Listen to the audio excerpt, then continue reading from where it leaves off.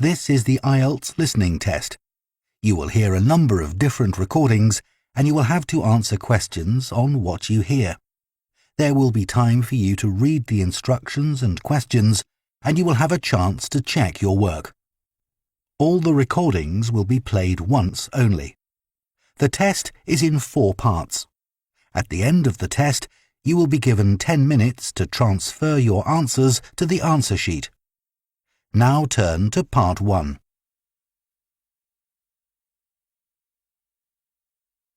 Part 1. You will hear a woman inquiring about swimming classes for her baby. First, you have some time to look at questions 1 to 10.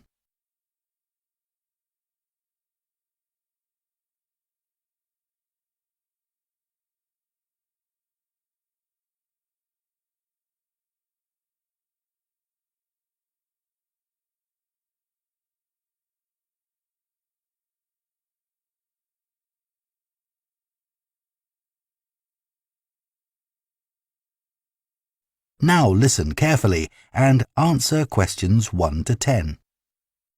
Hello, Dolphin babies. How may I help? Oh, hello. I'm ringing about swimming lessons for my baby. My friend gave me your number and, I'd like to know a bit more about the classes. Sure, no problem. We have classes for babies from 8 weeks to 18 months. After that, they move into our toddler class until they're 6 years old or have passed all 6 of our levels, whichever comes first. Can I take your baby's name? Cara Atkins.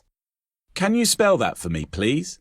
Yes, her first name is Cara. That's C-A-R-A. And the surname is Atkins. A-T-K-I-N-S.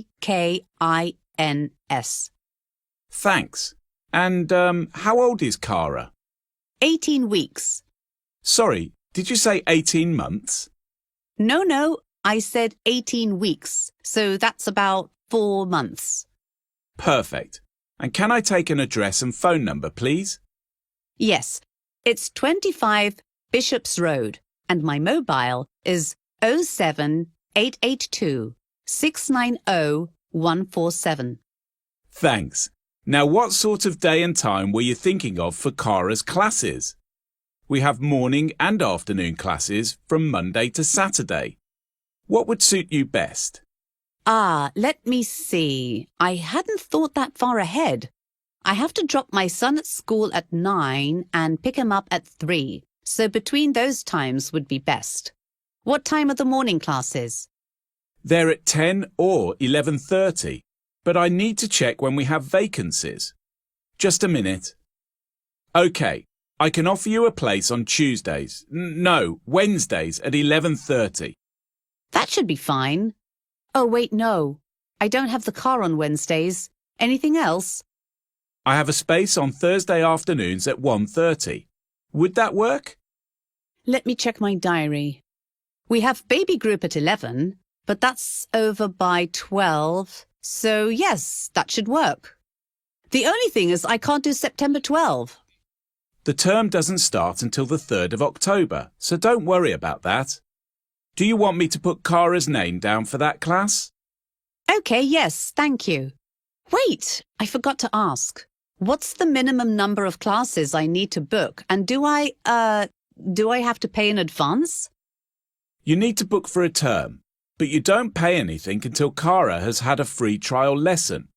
At this stage, some babies just don't take to the water. So your, or rather Cara's trial class, will be on October 6th. Oh, I thought you said we start on the 3rd of October. The term starts then, but that's a Monday, and you have signed up for the Thursday, so that's the 6th. If Cara likes the class, you sign up for the rest of the term. So that will be 8 lessons. Each class is £20, but you need to pay in advance for the whole term, so works out at £160. With the free class, the total is £140. I see. And do you know many children will be in Cara's class, more or less? Well, we have an upper limit of 6 children per class, but so far there are only 3 signed up at that time. It's lunchtime, so it's not a particularly popular slot, which means she'll get more attention. There may be 1 or 2 more kids, so possibly 4 or 5, but it's unlikely. Will I get into the pool with the baby? I'm afraid I'm not a very good swimmer. Well, it doesn't need to be you as a mum, though the pool is very shallow and lots of our parents are non-swimmers. If you don't fancy it, Kara's dad, a grandparent, aunt, uncle or friend could get in with her. That's great. I can do it. Just one more thing. My parents live abroad, and I'm sure they'd love to see a video of Kara's swimming lessons. Can we film the class? No, I'm sorry, but no photography or filming is allowed during the classes. However, once a term we have a specialist photographer visit the class, and you can buy photos of Kara from him. That is the end of Part 1. You now have half a minute to check your answers to Part 1.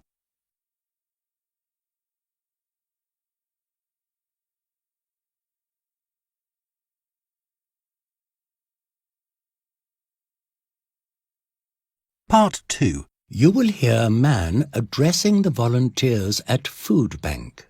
First, you have some time to look at questions 11 to 20.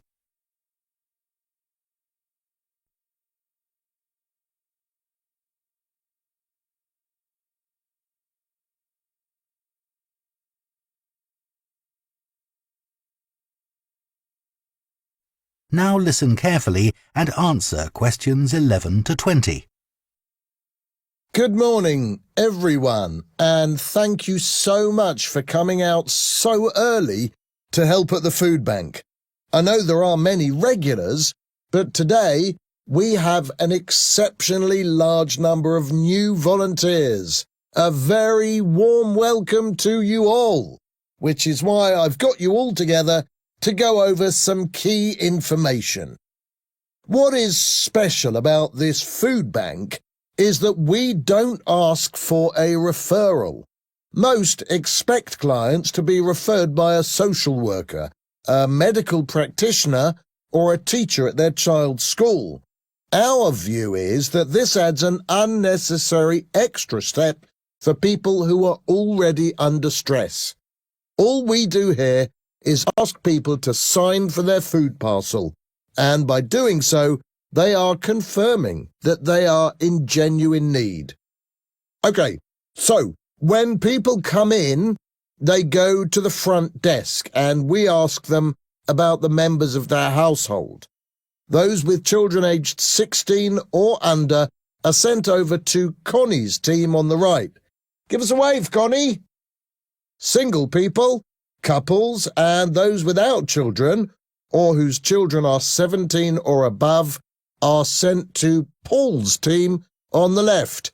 That's Paul waving at us now. So, in case you were wondering, the reason we divide our clients up like this is because we need to prioritize children. Fresh fruit and vegetables and things like yogurt and other dairy products are offered to those families first. Today, all the new volunteers will be paired up with someone more experienced so you can watch and learn. All volunteers are either assigned to Connie or Paul's teams, or they are in the back, sorting through the donations and making up the food parcels. We also need some people to update our website at the end of the session so that our donors will always know what products we're most in need of. If any newcomers are good with IT, please let me know after this briefing. Now, a few people have asked me if clients can choose what to receive. The answer is usually no, but in case of, people who don't eat certain things like vegetarians, vegans, or those who are gluten-free, or if a member of the family has an allergy, we do try to exchange any products that don't suit them. But obviously, it depends on what's left that day. So, for example, if a client has a tin of tuna and they are vegetarian, swap it for a tin of beans if you can. We encourage clients not to take any item they won't use, but most of them wouldn't anyway because they are aware that another family in need could use it. Now, before we open the doors, please remember that none of the people who come to us want to be in the situation where they need to ask for food.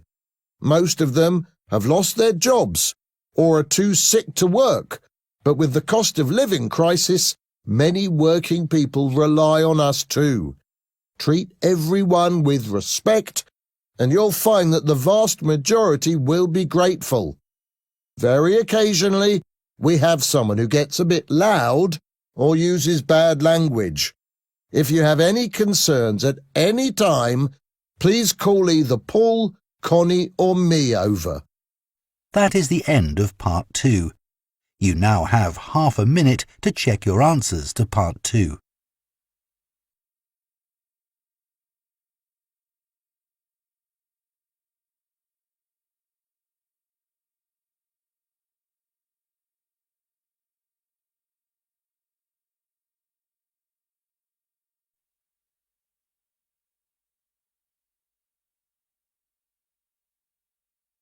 Part 3. You will hear discussion between a tutor and her students regarding an assignment. First, you have some time to look at questions 21 to 30.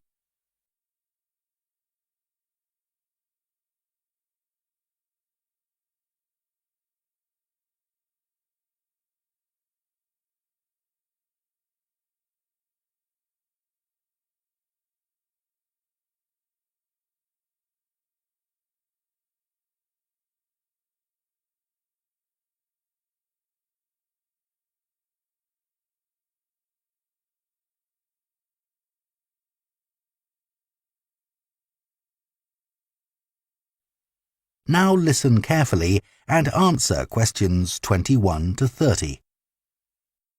OK, so just to clarify, the next assignment is a marketing presentation.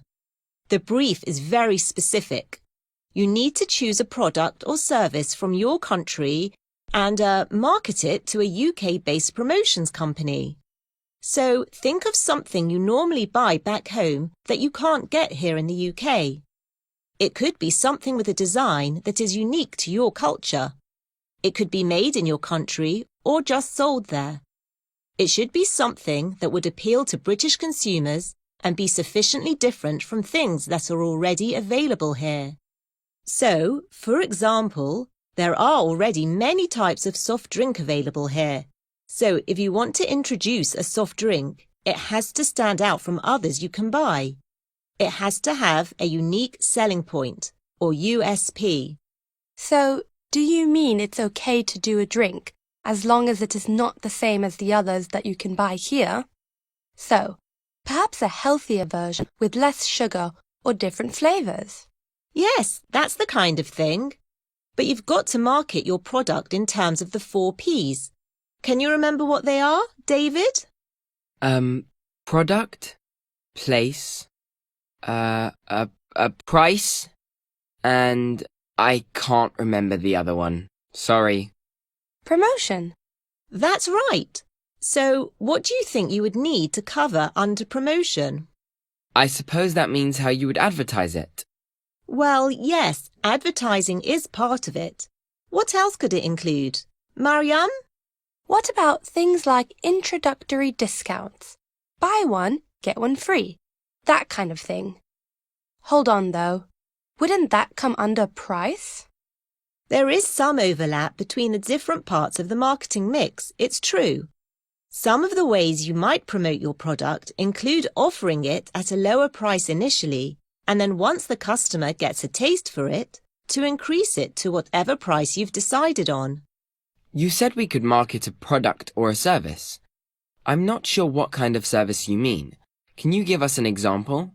Yes, I agree. It's a bit trickier and most students will probably choose to focus on a product. But in the past, some students have done services. Last year, for example, there was a student from China who introduced a service to feng shui people's homes. It's a way of arranging your living or working space to be in harmony with the natural elements. It also involves reducing clutter to allow the qi or life force to flow. She offered a service to come to people's houses and advise them on where different pieces of furniture should be.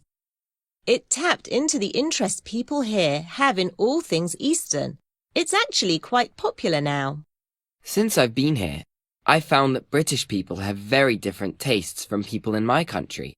For example, they don't really like spicy food, or things which would be considered exotic. I mean, some people are vegetarian or vegan, but those who do eat meat only use a limited range of meats. I mean, they're not very adventurous. So, do you think we should play it safe and avoid things like fish head sauce, which is very popular in China, but I can't see most of my British friends appreciating? That's a great question, David.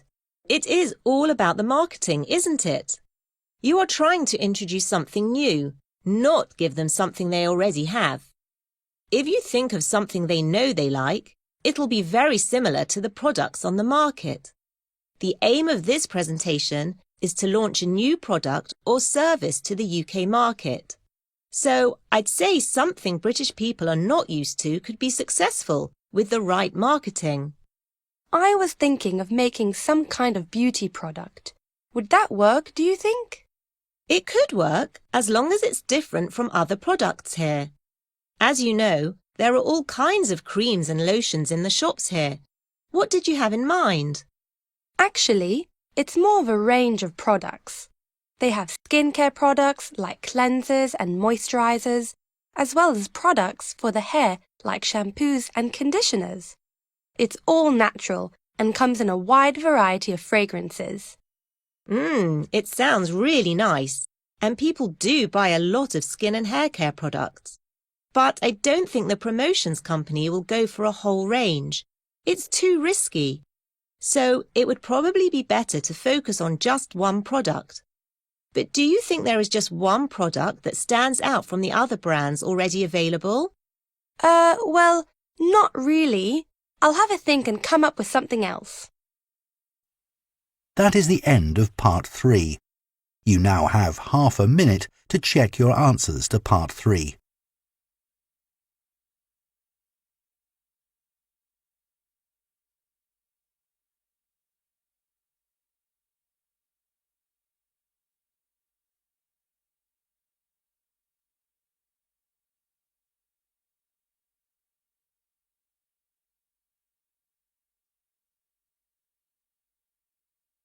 Part 4. You will hear a lecture on the conservation of reptiles. First, you have some time to look at questions 31 to 40.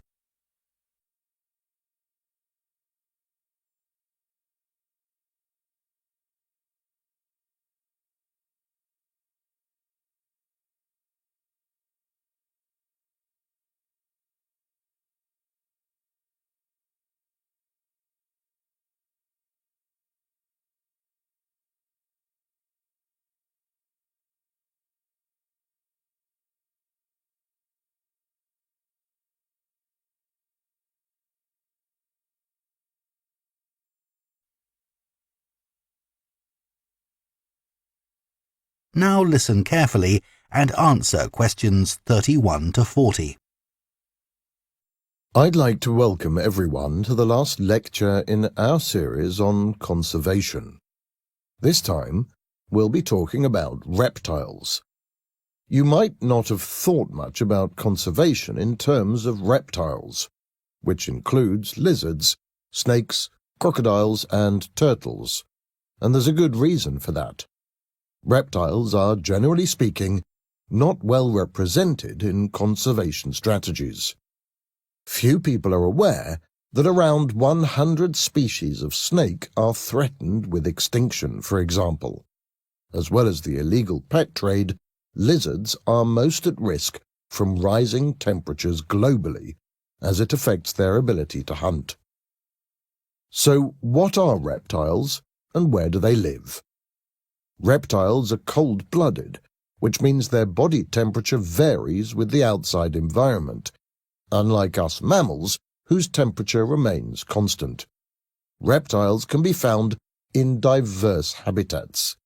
Although they prefer environments which offer both land and water, many, such as lizards, have adapted to live away from the water.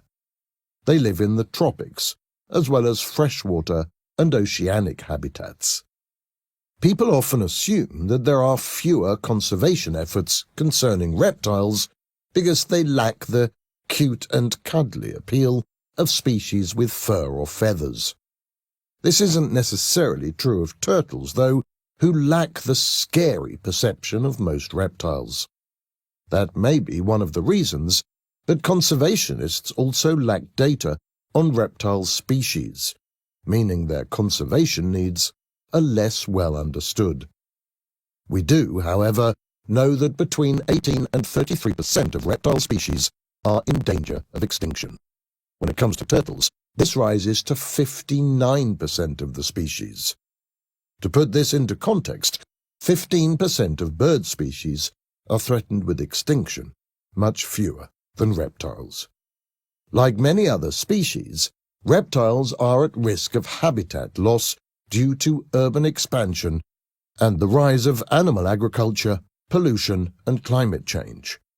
The biggest threat faced by reptiles, however, is from hunting, due to their value in fashion and traditional medicine. There are many reasons why we need to put more effort into the conservation of reptiles. They play a crucial role in maintaining the balance of the natural world. Many of them are top predators, controlling the population of insects and small animals that could otherwise cause havoc in the ecosystem. Reptiles also play an important role as pollinators. This means they spread the seeds of plants which sustain countless other species. One particular reason to conserve reptiles is that they represent billions of years of evolutionary history, including the ability to adapt to diverse environments. You may have heard that, in spite of there being few initiatives focusing on the conservation of reptiles, many reptile species benefit from conservation efforts that target other species, especially mammals and birds. This is true in that reptiles are most threatened in areas where other species are also threatened. However, some reptile species with small ranges, meaning they spend their entire lives within a limited area, require special interventions to survive. So what can be done specifically to help reptiles that are at risk of extinction? As with most other species, education is certainly more crucial than all the others. It can be hard to change people's perception of species they have always hunted, but we have seen many examples of conservation programs around the world that have turned lifelong hunters into protectors of endangered species. Linked to education is the need for legislation. Where species are at risk, it is crucial for governments to take action to protect them via the law, imposing harsh penalties on those who continue to kill them. I'd now like to focus on a few examples of reptiles in danger. First of all, one of the largest living reptiles and the largest predator in the Americas, the Orinoco crocodile, which is only found in the basin of the Orinoco River in Venezuela and Colombia. The species came very close to extinction in the mid-20th century as it was hunted for its skin. The Orinoco crocodile was given protected status in the 1970s, but has still not recovered, and there are only an estimated 250 to 500 individuals left in the wild. While the Colombians have introduced captive breeding programs and released baby crocs into the wild, the programs cannot be considered a complete success due to lack of funds and other issues.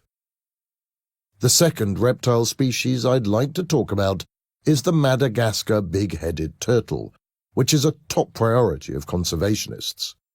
As the name would suggest, this species lives only in the freshwater habitats of Madagascar, off the coast of Africa. The reason for the endangerment of this species is the huge appetite for its meat in Asia, and in spite of a ban on their export, this trade continues. The Turtle Conservation Fund is focused on protecting this important species through education programs, captive breeding, and reintroduction. The final reptile I want to discuss is one of the rarest snakes in the world, the ornate ground snake. There are thought to be less than 20 individuals left on a single island called Maria Major in St. Lucia. The reason for the endangerment of this species is the introduction of invasive species, such as mongoose, to the other islands. The species was actually declared extinct in 1936, but rediscovered in 1973, and a captive breeding program is now underway to save this critically endangered species. That is the end of Part 4. You now have 1 minute to check your answers to Part 4.